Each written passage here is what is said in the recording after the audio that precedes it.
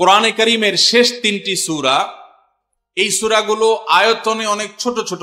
সূরা ইখলাস, যেটাকে আমরা কুল হুয়াল্লাহ সূরা বলি, সূরা ফালাক এবং সূরা নাস, এই তিনটি সূরা হলো গোটা কোরআনে যত বিশেষ ফজিলতপূর্ণ, বিশেষ মর্যাদাপূর্ণ সূরা আছে তন্মধ্যে থেকে অন্যতম। এই তিনটি সূরার মর্যাদা অনেক বেশি। আমি শুধুমাত্র এই তিনটি সূরা সম্পর্কে সংক্ষেপে ফজিলত এবং মর্যাদা এবং কখন কখন আমাদের পাঠ করার নির্দেশ আল্লাহ তাআলা দিয়েছেন, কেন দিয়েছেন সে বিষয়ে কথা বলার পর এই সূরাগুলোর প্রত্যেকটির সংক্ষিপ্ত ব্যাখ্যা অনুবাদে আমরা চলে যাব ইনশাআল্লাহ তাআলা। সম্মানিত উপস্থিতি, সূরা ইখলাস, সূরা ফালাক, সূরা নাস, সূরা কুল হুয়াল্লাহ, সূরা কুল আউযু বিরাব্বিল ফালাক, সূরা কুল আউযু বিরাব্বিন নাস, এগুলা যার যার মুখস্থ আছে একটু হাত তোলেন সবাই। মাশাআল্লাহ, তার মানে আমাদের সবার মুখস্থ আছে। হাত নামায়েন না, হাত উঠায় রাখেন। আল্লাহ আপনি আমাদের সবাইকে এই তিন সূরার সারমর্ম, এর মর্যাদা, এর ফজিলত, এর নির্দেশ, এর বার্তা, এটা আমাদের সবাইকে গ্রহণ করার, অনুধাবন করার, উপলব্ধি করার, মেনে চলার তৌফিক দান করুন। এবার হাত নামান। সময়ত ভাইরা আমার, কোরআনে কারীমের এই শেষের তিনটা সূরা এমন তিনটা সূরা যে আমাদের প্রিয় নবী সাল্লাল্লাহু আলাইহি সাল্লাম সারা দিনে সবচাইতে বেশি সংখ্যক বার যেই সূরাগুলোকে ওয়াজিফা হিসাবে, আমল হিসাবে পড়ার নির্দেশ দিয়েছেন কোরআনে কারীমের, সেই সূরাগুলো হলো এই তিনটা সূরা। এই তিনটা সূরা দিনে এবং রাতে যত বেশি সংখ্যক বার পাঠ করতে হয়, অন্য কোন সূরা, এমনকি অন্য কোন দোয়া এত বেশি সংখ্যক বার পাঠের নির্দেশ কোরআনে অথবা হাদিসে কোথাও দেওয়া হয় নাই।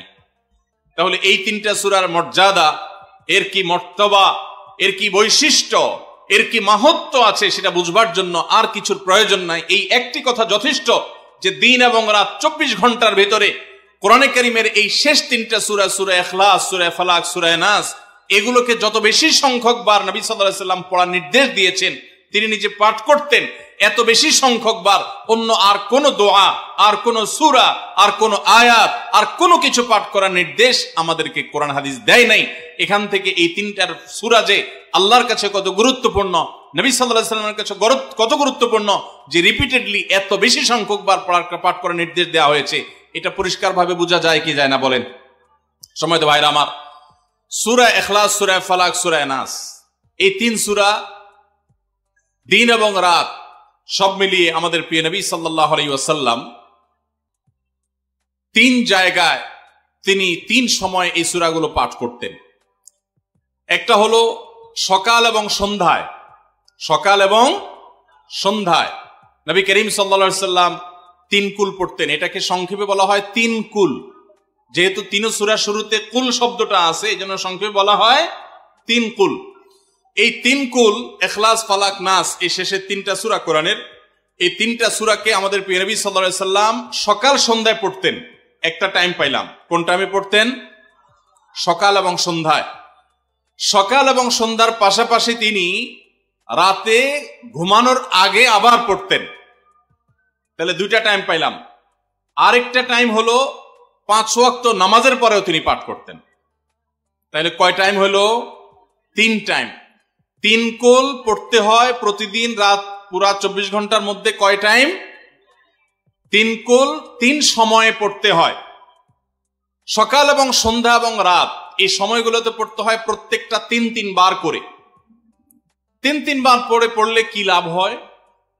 নবী করিম সাল্লাল্লাহু আলাইহি ওয়াসাল্লামের পরিষ্কার হাদিস রয়েছে, যদি কেউ সকালে 3 কুল 3 বার করে পাঠ করে, সূরা ইখলাস 3 বার, সূরা ফালাক 3 বার, সূরা নাস 3 বার যদি কেউ পাঠ করে, সন্ধ্যার আগ পর্যন্ত সারা দিনের জন্য ওই পাঠকারী ব্যক্তি আল্লাহ তাআলার জিম্মায়, আল্লাহর হেফাজতে, আল্লাহর নিরাপত্তায় সে চলে যায়। যত প্রকার অনিষ্ট আছে, ক্ষতি আছে, দৃশ্যমান ক্ষতি, অদৃশ্যমান ক্ষতি, সব ধরনের ক্ষয়ক্ষতি থেকে এবং আকস্মিক বিপদ থেকে, মুসিবত থেকে আল্লাহ রাব্বুল আলামিন ওই ব্যক্তিকে হেফাজত করেন, যে ব্যক্তি ইয়াকিনের সাথে, ঈমানের সাথে, দৃঢ়তার সাথে আল্লাহ তাআলার কাছে প্রার্থনা করে এই সূরাটা সকালে 3 বার পাঠ করে। একইভাবে যে ব্যক্তি সন্ধ্যায় পাঠ করে, মাগরিবের আগে বা পরে, আসরের পর থেকে নিয়ে মাগরিবের আগে কিংবা এশার আগ পর্যন্ত পুরো সময়ের ভিতরে যদি কেউ এই 3 কুল 3 বার পাঠ করে, তো সারা রাত জুড়ে ওই ব্যক্তি, এই পাঠকারী ব্যক্তি আল্লাহ রাব্বুল আলামিনের নিরাপত্তায় প্রবেশ করে যায়। একইভাবে আমাদের প্রিয় নবী সাল্লাল্লাহু আলাইহি সাল্লাম প্রত্যেক 5 ওয়াক্ত নামাজের প্রত্যেক ওয়াক্তের পর এই 3 কুল পাঠ করতেন একবার। কয়বার? একবার সূরা ইখলাস, একবার সূরা ফালাক, আর একবার সূরা নাস।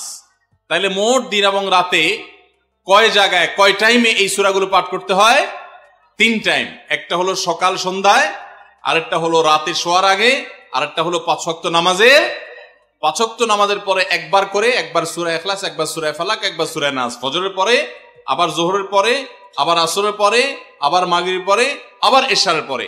তাহলে দিন এবং রাত 24 ঘন্টায় এই 3 কুল কত বেশি গুরুত্বপূর্ণ হলে কোরআনের অন্য কোন সূরা, অন্য কোন আয়াত এত বেশি জায়গায়, এত বিভিন্ন জায়গায়, বিভিন্ন সময় নবী সাল্লাল্লাহু আলাইহি সাল্লাম এত সংখ্যক বার আমাদেরকে পাঠের নির্দেশ দেন নাই। এখান থেকে বোঝা যায় এই সূরাগুলো কত গুরুত্বপূর্ণ, কত প্রয়োজনীয় এবং কত ফজিলত এবং মর্যাদাপূর্ণ। ভাইরা আমার, দিন এবং রাত 24 ঘন্টার ভিতরে 3 সময় এই সূরাগুলো মোট কতবার পাঠ করা হয়? আসুন আমরা হিসাব করি। সকাল, সন্ধ্যা এবং রাতে 3 বার করে যদি পাঠ করা হয় তাহলে কয়বার হলো? 9 বার করে। সকালে 3 বার, সন্ধ্যায় 3 বার, রাতে 3 বার, তাহলে মোট কয়বার হলো? 9 বার। আর 5 ওয়াক্ত নামাজের পরে 5 বার, কয়বার হলো? 9 আর 5 কত? 14। সূরা ইখলাস দিনে কয়বার পড়তে হয়? কমপক্ষে 14 বার পাঠ করা সুন্নাহ। সূরা ফালাক দিনে 14 বার পাঠ করা সুন্নাহ। সূরা নাস দিনে 14 বার পাঠ করা, এটা সুন্নাত নবী সাল্লাল্লাহু আলাইহি সাল্লামের। এই আমলটা আমরা অনেকে জীবনে আজকে প্রথম শুনেছি, অনেকে হয়তো আগে থেকে জানি। আমি এই ফজিলত এবং মর্যাদার কথা যে বললাম, আল্লাহ নবী সাল্লাল্লাহু আলাইহি সাল্লাম যে বলেছেন সকালে পড়লে সারা দিন, সন্ধ্যা পড়লে সারা রাত, রাতে শোয়ার সময় পড়লে, বিশেষ করে রাতে মানুষ ঘুমন্ত অবস্থায় নানা রকমের ক্ষয়ক্ষতির আশঙ্কা থাকে। এই সব ধরনের ক্ষয়ক্ষতি থেকে আল্লাহর নিরাপত্তা এসে চলে আসে। আল্লাহ তার হেফাজতের জিম্মাদারি নিয়ে নেন, দায়িত্বশীল হয়ে যান। সবকিছু থেকে যথেষ্ট, সবকিছু থেকে আল্লাহ তাআলা তাকে নিরাপদ করে দেন। এই বিশ্বাস, এই ইয়াকিন নবী সাল্লাল্লাহু আলাইহি সাল্লামের কথার প্রতি আমাদের আছে না নাই? তাহলে এই সূরাগুলো আমরা আজ থেকে আমল করব তো ইনশাআল্লাহ। এই 3 কুল সকাল সন্ধ্যায় এবং রাতে ঘুমানোর আগে এটা পাঠ করার একটা বিশেষ পদ্ধতি আছে। সেটা হলো নবী করিম সাল্লাল্লাহু আলাইহি সাল্লাম শিক্ষা দিয়েছেন এই 3 কুল। সূরা ইখলাস 3 বার পড়বেন, সূরা ফালাক 3 বার পড়বেন, সূরা নাস 3 বার পড়বেন। পড়ে 2 হাতকে এরকম কোষ করবেন, এভাবে কোষ করবেন। কোষ করে এই কোষের মধ্যে ফু দিবেন। নিজের কোষের ভিতরে 3 বার পড়ে ফু দিয়ে এরপর সেটাকে পুরো শরীরের মধ্যে মুছে ফেলবেন। যেখানে যেখানে হাত নেওয়া সম্ভব হয়, শরীরের যতটুকু জায়গায় হাত নেওয়া সম্ভব হয়, সামনে পেছনে চেষ্টা করে যতটুকু সম্ভব হয় ততটুকু মাসা করবেন, মুছবেন হাত দিয়ে। এর মাধ্যমে আল্লাহ তাআলা আপনাকে হেফাজত করবেন। ছোট ছোট বাচ্চা যারা আছে, দুধের শিশু, 2 বছর, 4 বছর, 6 বছর, যারা পড়তে পারে না এখনো বা মুখস্থ নাই, সে বাচ্চাদেরকে মা বাবা বা তাদের কাছের কোনো লোকজন তারা পড়ে 3 বার ফু দিবেন। আবার 3 বার পড়ে নিজের ছেলে মেয়ের সবার শরীরে ফু দিয়েন না, প্রত্যেকের জন্য 3 বার। আপনারটা আপনি করবেন, বাচ্চাটা বাচ্চাকে করে দিবেন। এই আমলগুলো আল্লাহ তাআলা আমাকে যেদিন জানার তৌফিক দিয়েছে, আপনাদের উৎসাহের জন্য বলি, সারাদিনে আর কোনো আমল করতে পারি আর না পারি, নফল আমল হিসাবে এই আমলটা সজ্ঞানে, বিশেষ কোনো বিপদ আপদ মুসিবত না হলে আমি আলহামদুলিল্লাহ এই আমলটা কখনো ছাড়ি না, প্রতিদিন করি আলহামদুলিল্লাহ। আজকেও শুরুতেও এই আমলটা আমি করে নিয়েছি। আপনারা সবাই আমলটা করবেন তো ইনশাআল্লাহ? কে কে নিয়ত করছেন আজ থেকে 3 কুল এই 3 টাইম জীবনে কখনো ছাড়বেন না? একটু দাঁড়ায় হাতটা তুলে আল্লাহকে দেখাই দেন। সবাই নিয়ত করছেন তো? আল্লাহ আমাদের সবার হাতগুলোকে কবুল আর মঞ্জুর করে নিন। আল্লাহ তাআলা আমাদের সকল ক্ষয়ক্ষতি থেকে হেফাজতের জন্য আল্লাহ একাই যথেষ্ট হয়ে যান। ভাইরা আমার, তাহলে 3 কুলের আমলটা করবো তো ইনশাআল্লাহ? 3 কুল সম্পর্কে আরো অনেক কথা বলার আছে।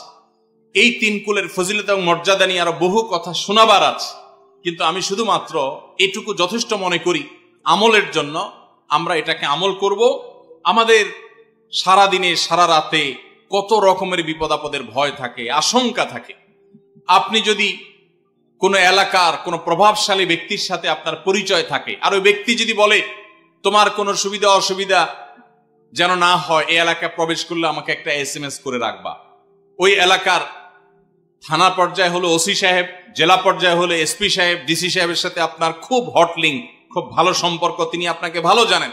আপনাকে বলে দিয়েছে তুমি সেখানে গেলে তুমি আমাকে শুধু SMS করবা, আপনি SMS করেছেন, তিনি রিপ্লাই দিয়ে বলেছেন ঠিক আছে তুমি এলাকায় ঢুকছো, আমি দেখতেছি, অসুবিধা নেই। ওই এলাকায় আপনাকে কেউ ডিস্টার্ব করলে, কেউ আপনার ক্ষতি করতে চাইলে, কোন অসুবিধা করতে চাইলে আপনার কোনো ভয় হবে? কারণ প্রশাসনের ব্যক্তিরা আপনাকে অভয় দিয়েছেন, তারা আপনার সাথে আছেন, তদারকি করছেন, আপনি নির্ভয় ফিল করবেন।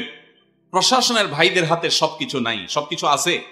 তারা চাইলে সব ক্ষতি থেকে আপনাকে বাঁচাতে পারবেন না। হ্যাঁ, তারা চেষ্টা করবেন, এটা ঠিক।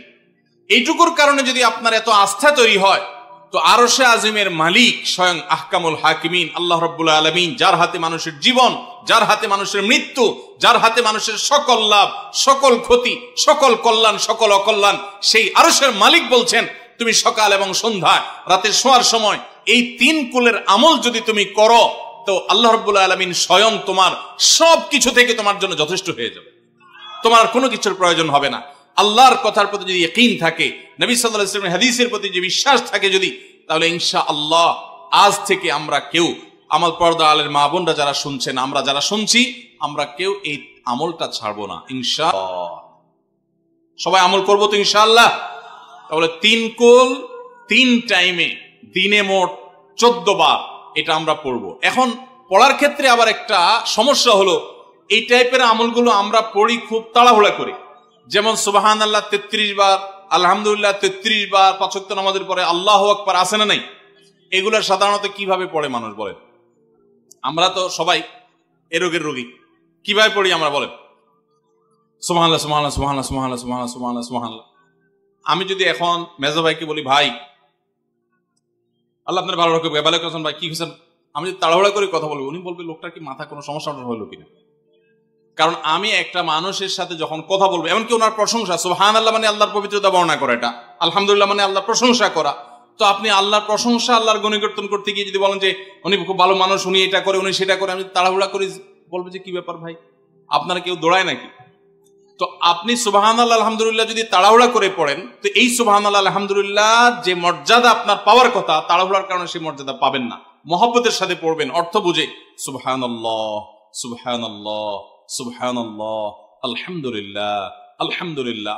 কোয়ালিটি মেনটেন করবেন। দেখেন আমাদের মুসলমানদের, গোটা দুনিয়া জুড়ে মুসলমানদের একটা বড় ত্রুটি হলো যে আমরা আজকাল কোনো কাজে, সেটা দুনিয়ার কাজ হোক আর আখিরাতের কাজ হোক, সব কাজেই আমরা তাড়াহুড়া করে কোয়ালিটিটা নষ্ট করে ফেলি, আমরা কোয়ালিটিটা ঠিক রাখি না। আমার আফসোস লাগে অমুসলিম প্রধান দেশগুলোতে যখন যাই বা তাদেরকে যখন দেখি যে তারা কাজের মধ্যে কোয়ালিটিটা ঠিক রাখে, যেটাই করে কোয়ালিটি ঠিক রাখে, অথচ এই নির্দেশ আমাদেরকে আমাদের রাসূল দিয়েছেন, ইন্নাল্লাহা ইউহিব্বু ইযা আমিলা আহাদুকুম আমালান আইয়ুতকিনাহু, আল্লাহ পছন্দ করেন বান্দা যেই কোনো কাজ করুক, আমালান আই আমালিন, যে কোনো কাজ করুক, সেটা দুনিয়ার কাজ হোক, সেটা আখিরাতের কাজ হোক, সুদৃঢ়ভাবে করবে, সুন্দরভাবে করবে, উত্তম রূপে করবে, এটা আল্লাহ তাআলা পছন্দ করেন। আর আজকাল আমাদের অবস্থা কি? আমাদের অবস্থা হলো যে আমরা তাড়াহুড়া করি। ভাইরা আমার, এই তাড়াহুড়া করে কোয়ালিটি নষ্ট করা যাবে না, বরং 3 কুল যতবার যেখানে পড়তে বলা হয়েছে মহব্বতের সাথে আস্তে আস্তে পাঠ করবেন। আল্লাহ আমাদের সবাইকে আমলের তৌফিক দান করবেন না, আমিন। ভাইরা আমার, তাহলে 3 কুলের ফজিলত জানলাম, আমরা কখন কতবার পাঠ করব, কেন পাঠ করব, তার উপকারিতা কি সেটাও আমরা জানলাম। আমাদের ছোট্ট একটা বই আছে রাসূলুল্লাহ সাল্লাল্লাহু আলাইহি ওয়াসাল্লামের সকাল সন্ধ্যার দোয়া ও জিকির, সেখানে সকাল সন্ধ্যা নবী সাল্লাল্লাহু আলাইহি ওয়াসাল্লাম যে জিকির, দোয়া জিকির গুলো করতেন সেগুলো দেওয়া আছে চটি বই। এগুলো অনলাইন থেকে ডাউনলোড করেও পড়তে পারেন, টাকা দিয়ে কেনারও প্রয়োজন নাই। সেগুলোর মধ্যে এই আমলটা সর্বাগ্রে গুরুত্বের সাথে শুরুর দিকে এটা রাখা আছে, আমরা চেষ্টা করবো আমলের।